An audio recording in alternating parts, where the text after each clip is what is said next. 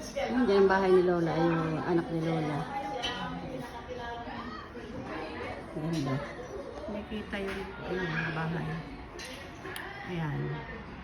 Mas maganda ang view dito kaysa doon. Sa 10th floor ito.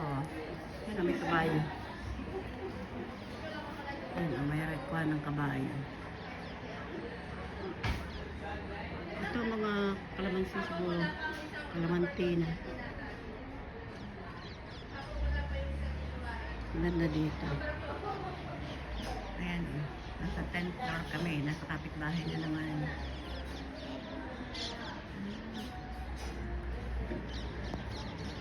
Ganda ng view sa kanila. Yung amin ay isa lang. Ayun, ganda. Itak-tik ba yun?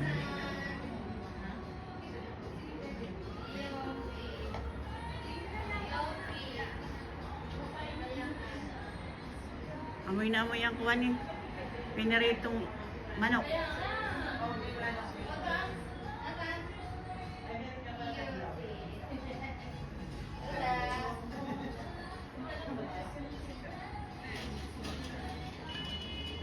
Ayan, ang ganda.